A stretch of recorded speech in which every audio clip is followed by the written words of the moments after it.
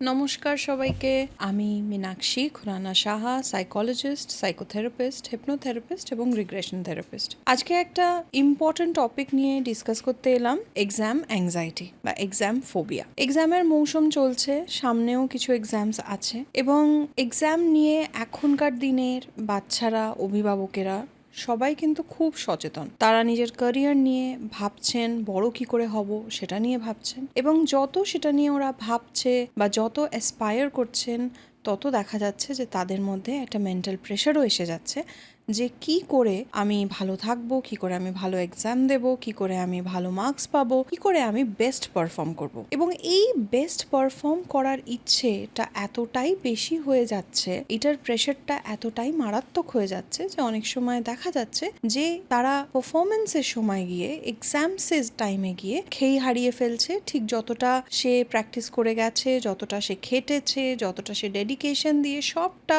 করে গেছে, সে হঠাৎ করে পরীক্ষার সময় গিয়ে ব্ল্যাঙ্ক আউট হয়ে যাচ্ছে বা কিছুতেই সে ম্যানেজ করতে পারছে না নিজেকে বা নিজের পারফরমেন্সকে। এবং এইটা যখন হয় তখন আমরা দেখতে পাই যে বাচ্চা পরীক্ষার জন্য বসছে, অনেক সময় তাদের মধ্যে দেখা যায় যে কিছু ফিজিক্যাল সিমটমস, কিছু ইমোশনাল সিমটমস এবং কিছু কোগনিটিভ সিমটমস কিন্তু তারা দেখাচ্ছে, যেইগুলোকে আমরা এক্সাম অ্যাংজাইটি বলতে পারি। ফিজিক্যাল সিমটমসের মধ্যে অনেক সময় দেখা যাচ্ছে যে তারা কাঁপতে শুরু করছে, শিভারিং হচ্ছে, হাত পা ঠান্ডা হয়ে যাচ্ছে, প্রচণ্ডভাবে তাদের হয়তো গলা কাঁপছে ভাইভা দিতে গিয়ে, এবং সেখান থেকে তার ঠিক যতটা লেখার কথা সে লিখতে পারছে না, তার হাত এত কাঁপছে বা হাত এত ঠান্ডা হয়ে যাচ্ছে বা হাত এত ভিজে যাচ্ছে, তার জন্য হার্টবিট প্রচণ্ডভাবে বেড়ে গেছে, তার জন্য শ্বাসকষ্ট হচ্ছে, বুকে চাপ লাগছে, বুকে ব্যথা করছে। কিন্তু অনেক সময় দেখা যাচ্ছে বাচ্চারা ব্লার হয়ে যাচ্ছে, চোখের সামনে একটা অন্ধকার মতো দেখছে, ক্লিয়ারলি দেখতে পাচ্ছে না। এই ধরনের কিন্তু ফিজিক্যাল সিমটম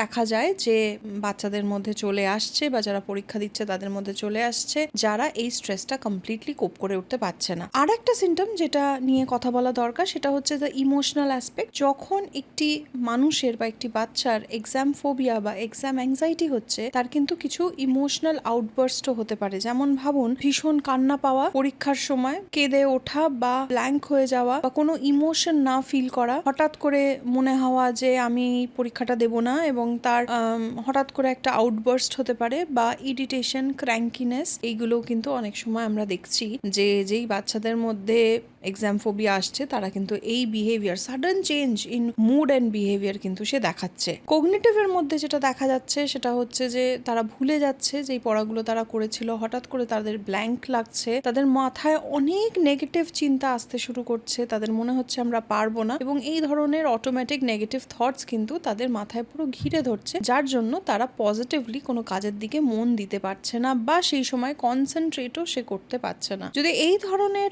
সমস্যা হয়ে থাকে তখন আপনার কি করা দরকার, বা আপনি যদি পরীক্ষাটা দিতে গিয়ে এগুলো ফেস করে থাকেন, তাহলে আপনি ওই সময় এক্সাম হলে কি করে নিজেকে ম্যানেজ করবেন। প্রথমে যেটা আপনি করতে পারেন সেটা হচ্ছে 4-7-8 রুল। 4-7-8 রুল মানে হচ্ছে এটা একটা ব্রিদিং টেকনিক যেটা নার্ভাস সিস্টেমকে রেগুলেট করতে হেল্প করে। 4 সেকেন্ড ধরে শ্বাস নেওয়া ফ্রম ইয়োর নোজ, তারপরে 7 সেকেন্ড হোল্ড করে রাখা, এবং 8 সেকেন্ড ধরে আস্তে আস্তে মুখ দিয়ে এক্সেল করা বা শ্বাসটা ছাড়া। এইটা যদি কেউ একটু সার্কুলার মোশনে, মানে কনস্ট্যান্টলি এটা যদি করে 2-4 বার, তাহলে দেখা যায় যে বডি কাম ডাউন করতে শুরু করেছে। ব্রিদিং টেকনিকে কিন্তু নার্ভাস সিস্টেমকে ব্যালেন্স করতে, মেনটেন করতে হেল্প করে। এছাড়া যদি দেখা যাচ্ছে যে হাত পা ঠান্ডা হয়ে যাচ্ছে, তাহলে নিজের দুটো হাতকে প্রেস করা কিন্তু হেল্প করে again to come back to reality. যেই জায়গাটা মনে হচ্ছে হাত পা ঠান্ডা হয়ে যাচ্ছে বা অবশ হয়ে যাচ্ছে, সেই সেন্সেশনগুলো, বা নিজের পাকে চেপে গ্রাউন্ডের সঙ্গে একটা প্রেশার দিলেও কিন্তু অনেক সময় গ্রাউন্ডিং এর জন্য হেল্প হয়। এটা মাথায় রাখতে হবে যে অ্যাংজাইটি কিন্তু,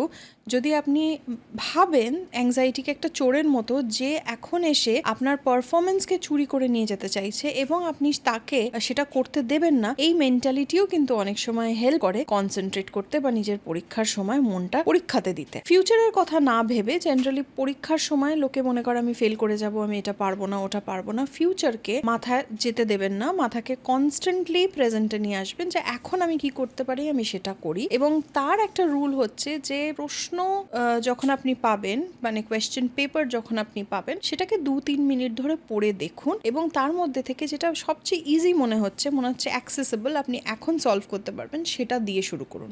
করলে কি হবে, ধীরে ধীরে কনফিডেন্স হবে এবং বাকিগুলোও মনে পড়তে শুরু করবে। কিন্তু পরীক্ষার সময় শুধু মাথা ঠান্ডা লাগলে এবং শুধু টেকনিক্স ফলো করলে কিন্তু যথেষ্ট নয়। এটাও মাথায় রাখা দরকার যে আপনাকে আগে থেকে প্রিপেয়ার করতে হবে। পড়াশোনা লাস্ট মোমেন্টে করলে, পরীক্ষার জন্য লাস্ট মোমেন্টে প্রিপেয়ার করলে কিন্তু নিজের মনের মতো রেজাল্ট পাওয়াটা খুব ডিফিকাল্ট। হেন্স আগে থেকে পড়া, স্ট্রাকচার করে পড়া, বারবার পরীক্ষা দেওয়া, রিভাইজ করা, রিভিশন মেনটেন করা, কিছু ভুলে গেলে আবার সেইটাকে রিকল করা, এই মেথডস গুলো কিন্তু খুব দরকার, যেটা কিন্তু আমাদের এডুকেশনাল সাইকোলজিতে আমরা প্রমোট করি। যখন পরীক্ষা দিচ্ছেন ওই সময়টা কিন্তু এটাও খুব ইম্পর্টেন্ট যে আপনি খাওয়া দাওয়া করুন, ঘুমোন, এবং রেস্টটা কিন্তু খুব ইম্পর্টেন্ট হয়। জেনারেলি কি হয়, বাচ্চারা বা যারা পরীক্ষা দিচ্ছে প্যানিকের চক্করে তারা রাত ঘুমোয় না, ঠিক করে খায় না। এটা মাথায় রাখতে হবে যে খাওয়া এবং ঘুম কিন্তু আপনার বডিকে নারিশ করছে এবং সেটা কিন্তু আপনাকে সাস্টেইন করতে হেল্প করছে।